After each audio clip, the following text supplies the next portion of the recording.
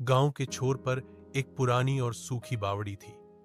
गांव वाले कहते थे कि रात में उस बावड़ी से अजीब आवाजें आती हैं और जो कोई भी उसके पास जाता है वह वापस नहीं लौटता। इसे गांव का सबसे बड़ा रहस्य माना जाता था। गांव में एक नया परिवार रहने आया। उनका बेटा समीर बहुत जिज्ञासु था।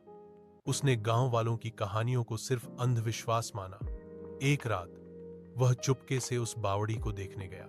चांदनी रात में बावड़ी और भी डरावनी लग रही थी। जैसे ही समीर उसके पास पहुंचा, उसने देखा कि बावड़ी के अंदर से एक हल्की रोशनी आ रही है। वह डर के बावजूद बावड़ी में झांकने लगा।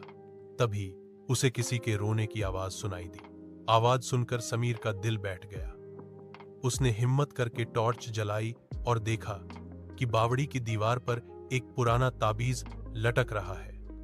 जैसे ही उसने उस ताबीज को छुआ, जमीन हिलने लगी और बावड़ी से रोने की आवाजें तेज हो गईं। उसने डरकर ताबीज को हटा दिया और भागने लगा। वह वापस गांव आया और अपने पिताजी को सब कुछ बताया। अगले दिन उन्होंने गांव के मुखिया को उस ताबीज के बारे में बताया। मुखिया ने कुछ बुजुर्गों के साथ जाकर उस ताबीज को बाहर निकाला।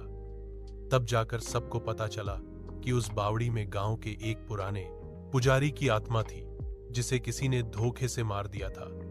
उस ताबीज में उसकी आत्मा कैद थी।